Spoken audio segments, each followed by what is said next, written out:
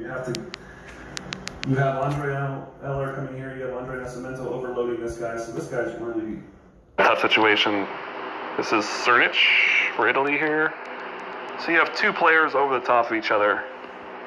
Then you have Dante, who's just, obviously you just saw what he could do from the back row. He's in the front row here. This guy has to go with him. And then Giba's coming full speed down the middle. What are you supposed to do? A great reaction, actually. So Italy has been there, done that. Knows Fei takes a good hop step. He stays neutral. The middle for Italy here, Fei. Great neutral hop. Gets in there. This is a pretty good read. This is a pretty good takeaway. You have a pretty good stellar forehand block here. Giba has to go cross court, and then the power of Giba's arm is no. And the jumping right now, I'm not going to stop him.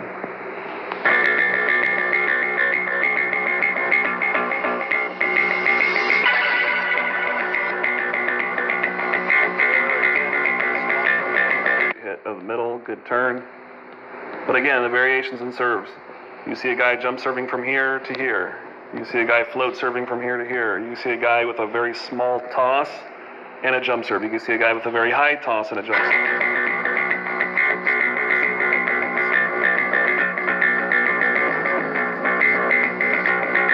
So now you got a guy from the left side here with a super high jump serve toss.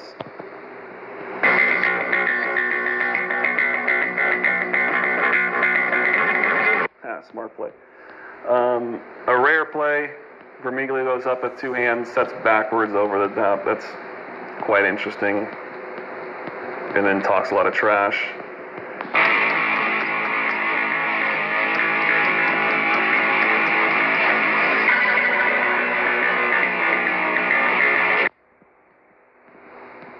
Again, Gustavo, if you're a perfect pass and you're up this early, I mean, that's as easy as it. But in this situation, at this level, with these players and this skill level and this height and this final and everything going on with these guys, you got to pick your poison. Maybe you got to commit to outsides. You got to take some chances here.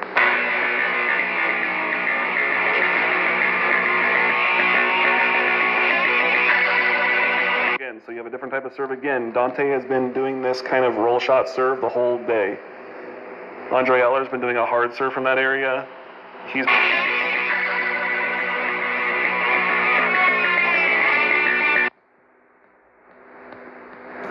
again, perfect pass. Giba tries to commit with this.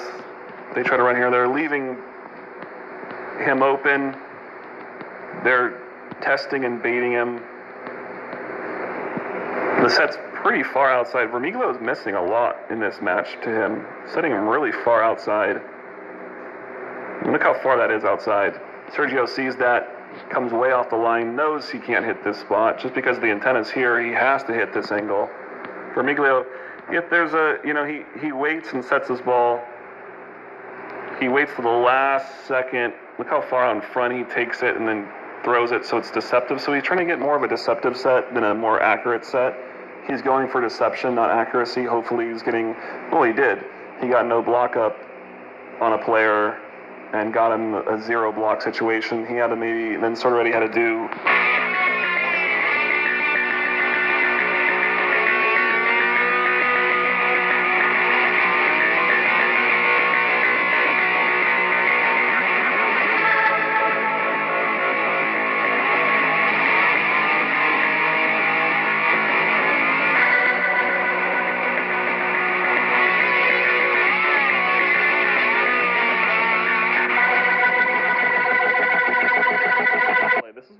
Just kind of getting back into it. This is set 3. It's tied at 1-1. The game's pretty close. Getting back into it and it hits the antenna. Barely hits the antenna. You can see the replay in real life, or not real life, but like the video broadcast. Barely nicks the antenna.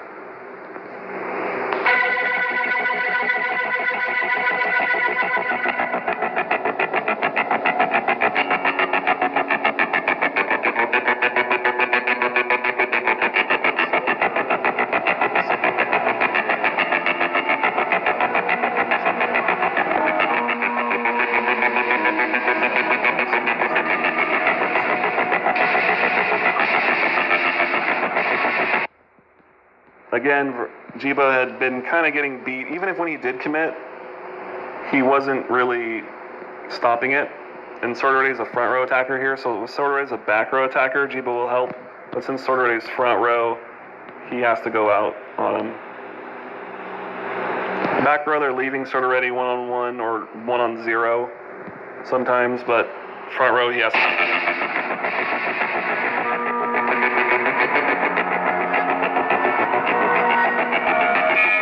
Another good float serve. So he hasn't float served on the line all day.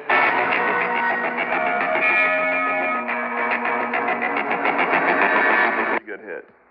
One-on-one. Vermiglio really holds the ball well. He's really holding it, waiting, holds, pushes.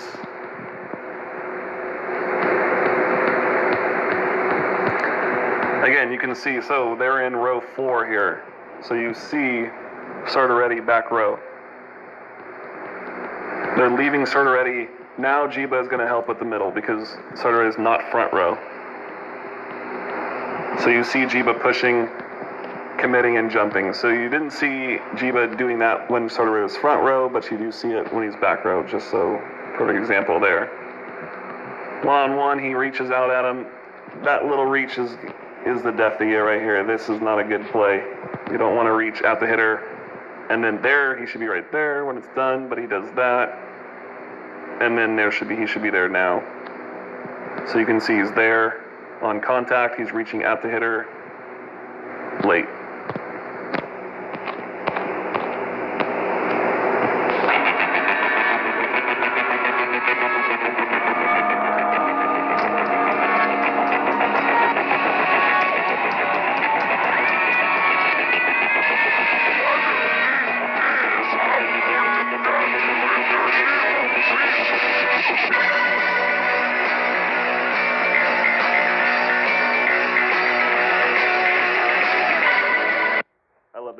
I like this play because it's like, again, Brazil, if somebody runs a pipe at you, if Brazil runs a pipe, like if say if Italy does a dump, Brazil will do a dump next play. If Italy runs a pipe, Brazil's going to run a pipe next play. They always are showing themselves up one-on-one.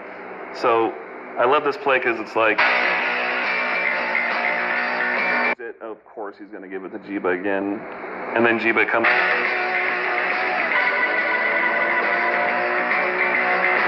The biggest trash-talking volleyball matches you'll ever see. If you watch the actual broadcast, you're just going to see these guys yapping at each other an unbelievable amount of time. They're just yapping.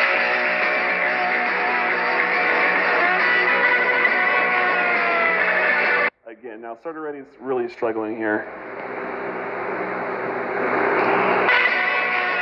Back row attack. Again, you can see how much they're not respecting this back row attack. Dante's really launched in. I mean, this has got to be a kill.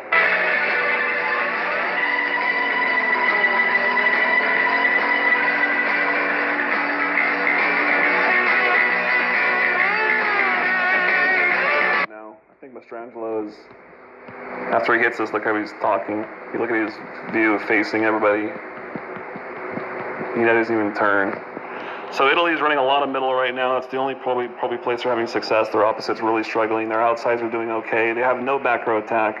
They have a left side attacking and a middle attacking, basically. Those are only two positions. Brazil's pinholded them into 2 sets, basically, that are effective only.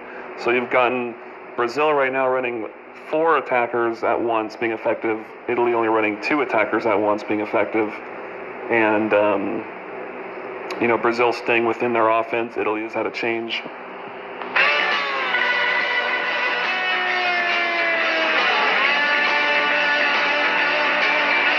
Again, Ricardo really holds this well too. Him and Vermiglio both, they win.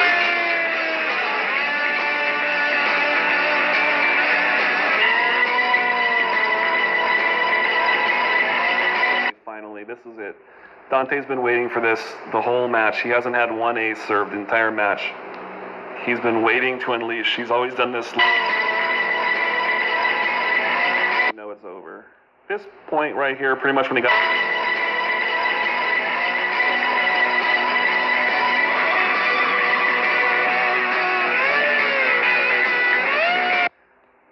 right here, Mastrangelo serving. He serves a very tough serve, very hard. It's always here, this way. This is his serve. If you look at a serving target pattern of his serves, it's like that. He never really hits the other angle. So you can see Sergio, you can see his feet lean this way for a second, right? There, see that, right? There, because you know it's usually coming there. Then he has to react back to the right, and he's out of position, and the ball's hit really hard. This is probably one of Mastrangelo's best serves.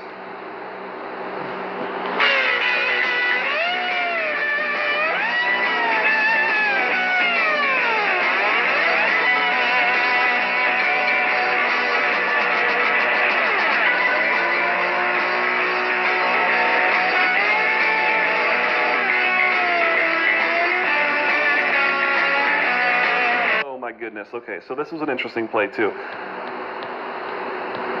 Vermiglio, the dig is here tight. He comes to the net. He jumps and he one hand.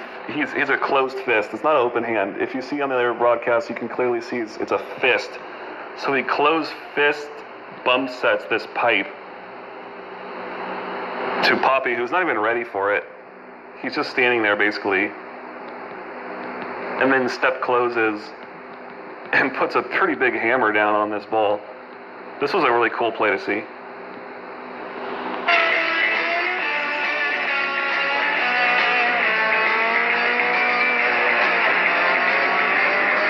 Flies out of nowhere. I love it. This is an unbelievable step close. Look how much of a right left. This is a great play to see on the real broadcast because you see Gibba flying and then roundhousing. And he should have gotten a kill. He squeaks it through there barely. Look at that space he squeaks through. He gets it right there. He squeaks that through, but just the athleticism of Gibba on this bump set. You can't even see the players. You can't even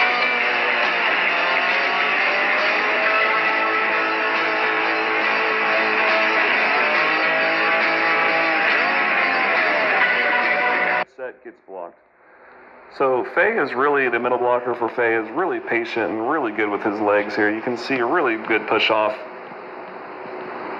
Hands are in a V motion, but then they come together and then they finish in the court. So it's an inside set. It's a low fast inside set. Takes care of business in the block.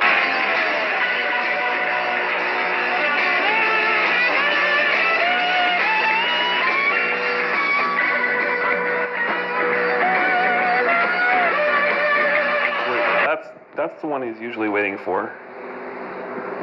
This is the serve he's usually waiting for here. So he has to keep reacting to that. He's not expecting this all day. If he keeps hitting this all day, then that's way out of system, that's way out of normal. It's just not going to happen. Swings it hard. Great reaction. To get a perfect pass on this serve is unreal.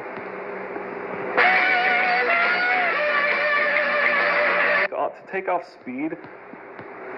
take off speed, he pushes his arms down.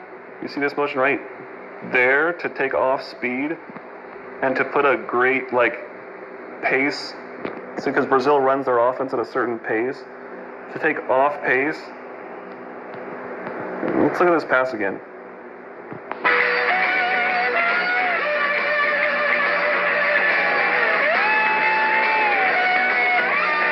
Gives the chest bump here. Look at Ricardo after the pass, after the kill. Right to the bench. He's keeping the bench involved. It's really interesting because all the bench players, all the coaches are all yelling and stuff, and Sergio is yelling at the bench, with the bench. He's fist pumping, he's getting everybody engaged.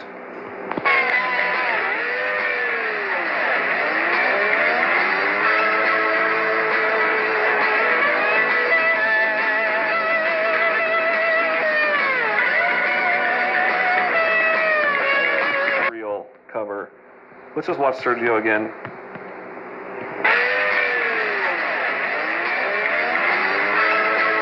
Low he is. He's ready. Look at this. He sees that dump.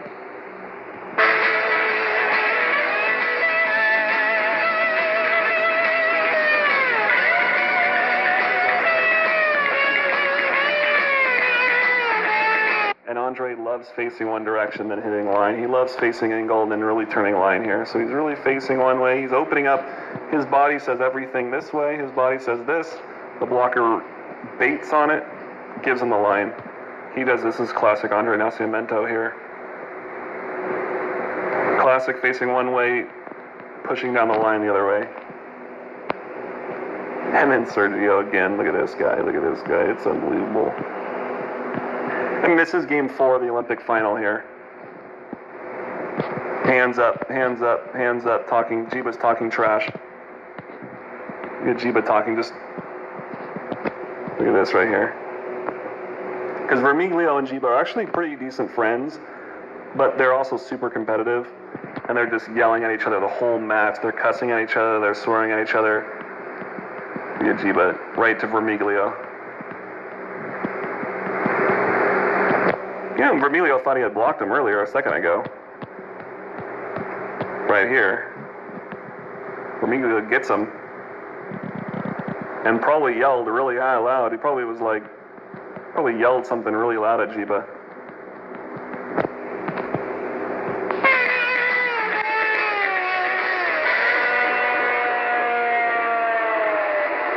Well, we're getting close to the final here. We're getting real close to match points here now.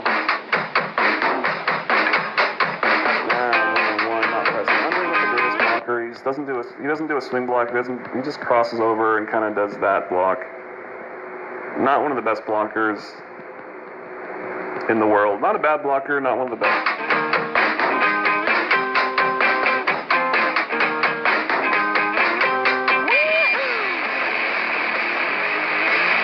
Ooh, a nice push. So this is kind of an interesting run. This is not a 3 and not a push. It's kind of like Andre Heller runs this. It's like a gap push. It's a fade gap push. They run the gap, so he takes off from here into a gap, but then he runs into a 3, so it's like a 3 fade. So you can see that he's taking off and then fading into this set. It's a really touch-sensitive set. A really unique set to him. They only run that with Heller. They don't run that with Gustavo at all.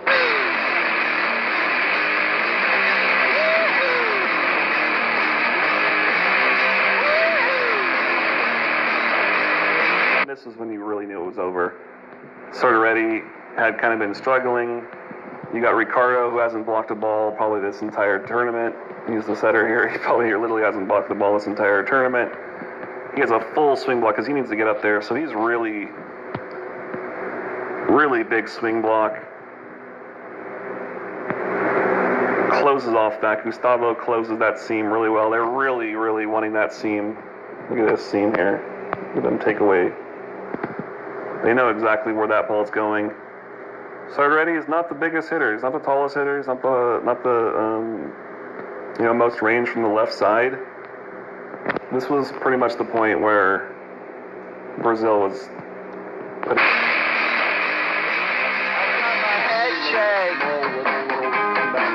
Buy a jumbo jet. It wasn't easy, but nothing else. Mastrangelo gets a couple blocks to kind of save a little bit of hope, but Brazil still is about 4 points ahead right now, closing in on match point. Mastrangelo goes really outside of his body and then turns that hand in. I love that left hand. I love that left hand he does right there. He does it on contact. He waits on contact, bam, on contact, puts it down. So Mastrangelo has some of the best hands, especially for being a pretty strong, big guy. He has pretty soft hands, pretty hands that, pretty good hand control with that ball. So you can see that ball goes right back into the court. He's in massive control over that. Let's look at that one more time. Why not? It's pretty impressive. So again, this is for a match. I believe Brazil has 23 points right now.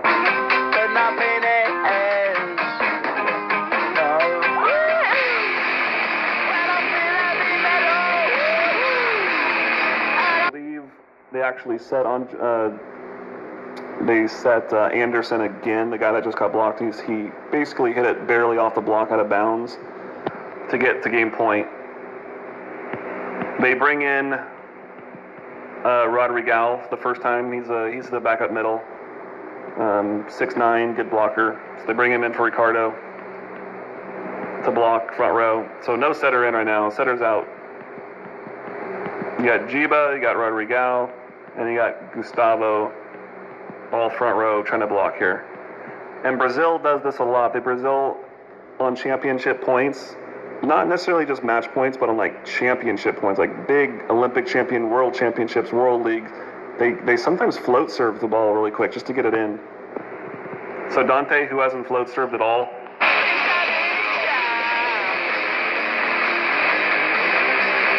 and Vermiglio tries to go outside to Rodriguez. Rodriguez gets him. He's right there. He's doing a big jump. Cernic, I don't want to say that he kind of, didn't try his hardest here, but it wasn't the greatest attempt hit on a match point. It wasn't the greatest. So Gustavo's out. I love Gustavo here. Set. Giba's in a pure high ball, old school volleyball step close. Roundhouse just tries to put a high ball in there. Gets on it pretty hard. Pippi explodes Pippi. Anderson gets the ball back. Gustavo again is calling for it. Again, this is communication. Gustavo knows what he's doing here. He's like, I got this ball. Everybody, I'm just going to give it to Giba right here. When I was young, Again. it's not my problem. And that's all she wrote. It's not my problem. So much going on right now. Giba again, same kind of play twice.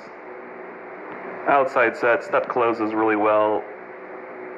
Left to right, he kind of is leaning to the left, but his arm swing is so fast, it's to the right. Pippi gets one hand only on it this time. Pippi can't dig it. He tries to save it, and then the antenna. Ball hits the antenna. Sorteri's trying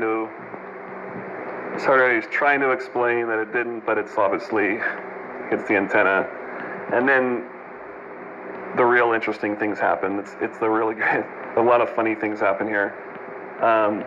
You see the relationship between Giba and Dante as the two outside hitters. You see them, really being the two outside hitters that did this kind of thing. They're the two young players. Look at Gustavo here. He takes the ball and just fist pumps it into the stands. I'm not sure here again. Just launches it into the air. And he's just launching up here. Everyone's starting to celebrate. They're starting to run.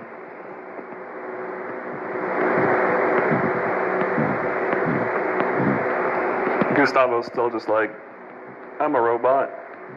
Yep. Andre Eller's starting to run around the court.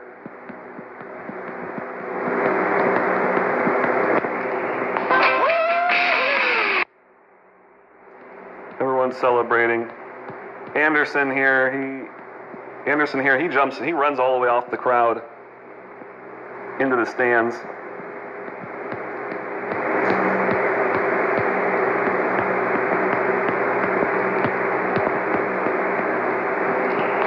It's not my problem.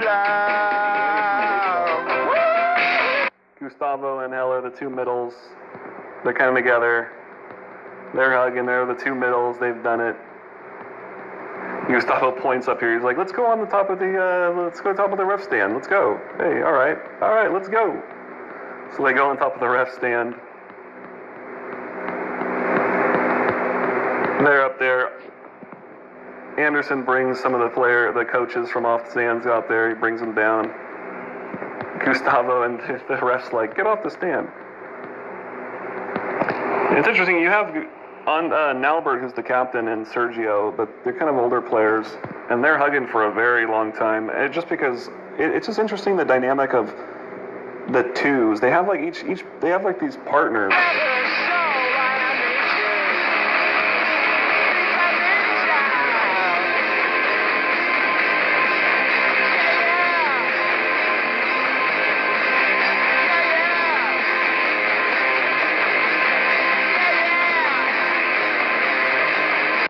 The relationship that they have, the friendship that they have.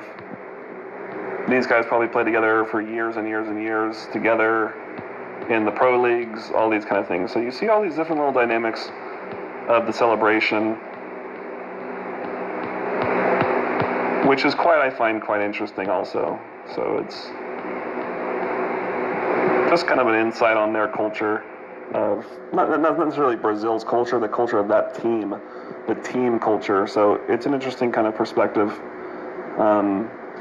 of that culture, that team culture that this particular group has. And there's a lot of different dynamics in there.